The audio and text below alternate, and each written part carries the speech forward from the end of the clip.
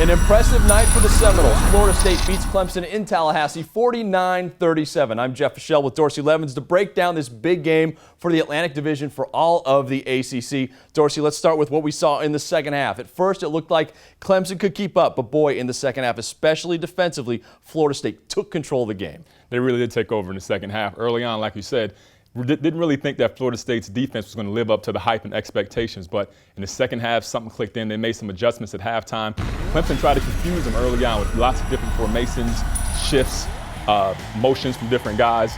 They made some adjustments at halftime, got it fixed, and just flat shut Clemson down in the second half. There was a 16.5-minute stretch in the second half where Clemson gained a total of 6 yards. That is how good that defense was. They really did shut down Taj Boyd and company. More on that in a minute. Meanwhile, that offense for Florida State was rolling in the second half, especially. EJ Manuel was fantastic. He put up incredible numbers. I think it's really time to talk about him being one of the great players in the country. Yeah, speaking about his numbers, like you said, 380 pass yards. He threw the ball to 8 different receivers, also over 100 yards rushing. Kind of threw his name in the hat for the Heisman race, but he just an outstanding performance. Big-time players, I believe, step up in big moments, and that's what EJ Manuel did tonight. All right, EJ Manuel, what do you think? Do you think he's a Heisman Trophy candidate right now?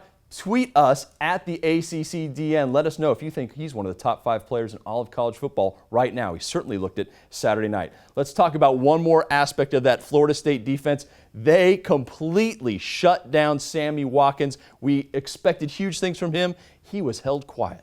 He really was, and I give credit to Dabo Swinney. They did a lot of creative things to try to get Sammy the ball. He touched the ball in a lot of different ways. He had some carries, threw for a touchdown, had some receptions, not as much as we're used to, but for the most part, especially in the passing game, Florida State always had 2 guys on him. He was always somebody. They always kept a tight eye on him throughout the game. Took him out the game completely, and I think that affected Clemson down the road. No doubt about it. Clemson really struggled offensively in the second half. Give credit to that Florida State defense. It looked as good as advertised in the second half.